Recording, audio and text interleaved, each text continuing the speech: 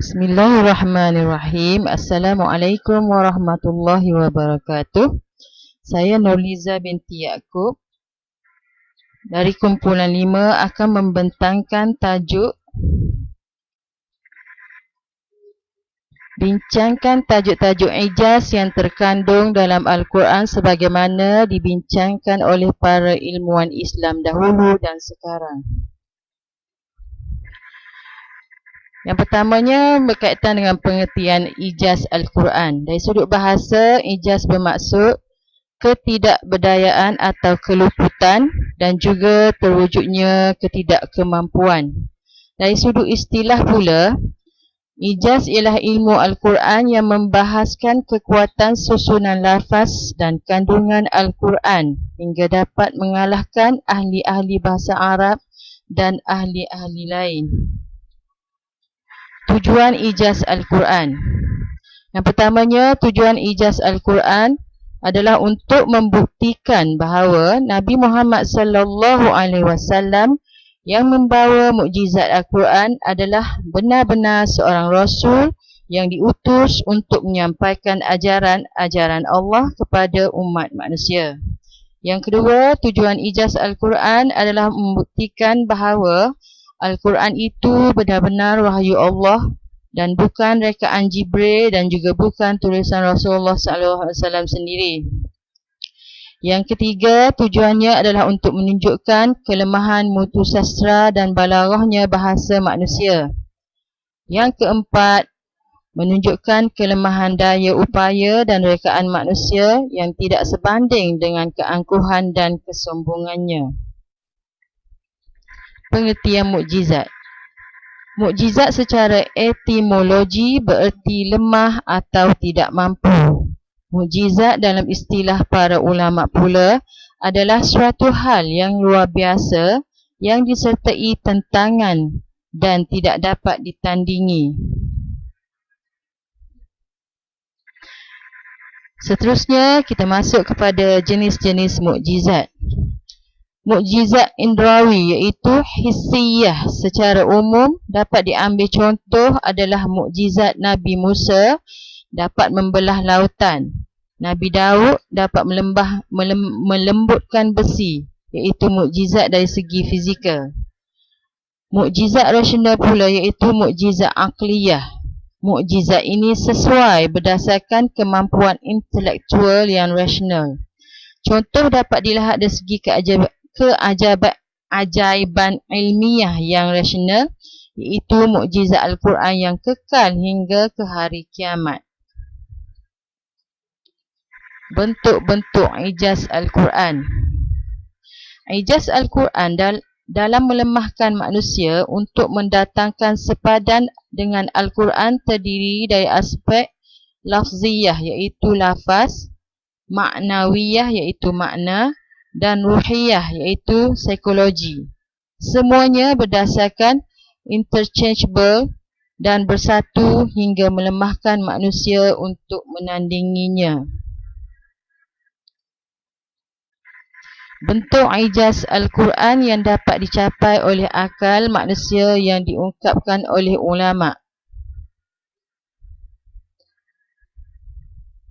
Keharmonian uslub bahasanya, keindahan dan ketelitian redaksi-redaksinya, maknanya, hukumnya dan teorinya. Keseimbangan antara bilangan kata dengan antonimnya seperti al-hayat iaitu hidup dan al-maut mati sebanyak 145 kali.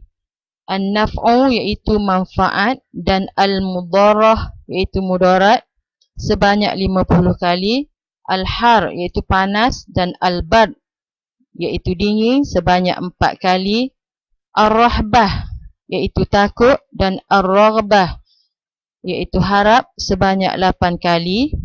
As-saif iaitu musim panas dan asy-syita iaitu musim dingin sebanyak 1 kali. Keseimbangan antara jumlah bilangan kata dengan sinonimnya atau makna yang dikandungnya adalah seperti al-hars dan al-zira'ah iaitu membajak atau bertani sebanyak 14 kali. Al-usf dan al-durur iaitu membangga diri atau angkuh sebanyak 27 kali. Al-aqlu dan An-nur, akal atau cahaya sebanyak 49 kali. Al-jahru dan Al-alaniyah, iaitu nyata sebanyak 16 kali.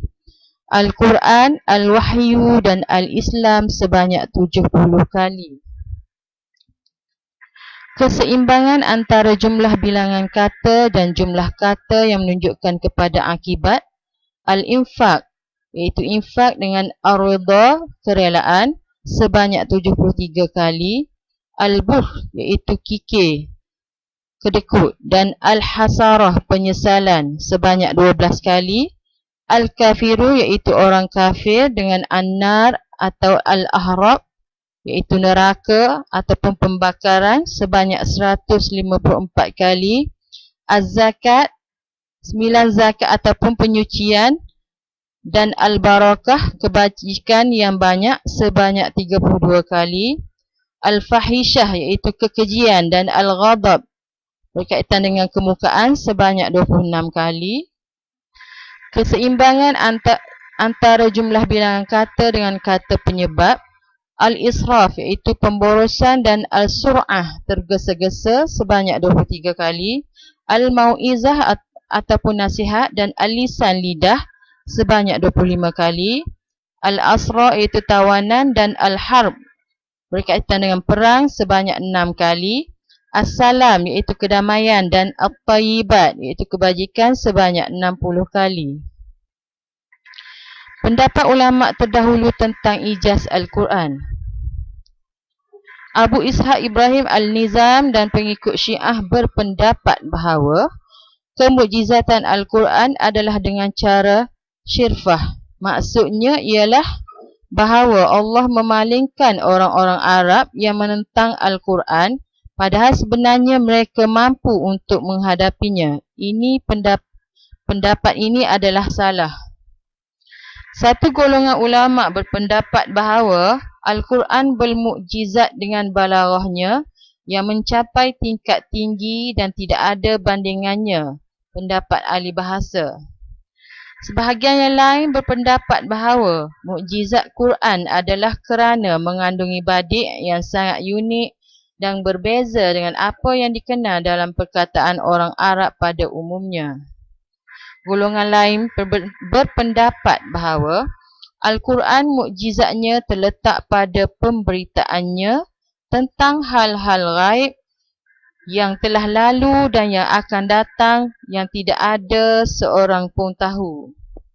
Segolongan lagi berpendapat bahawa mukjizat Al-Quran terjadi kerana mengandungi berbagai macam ilmu hikmah yang dalam.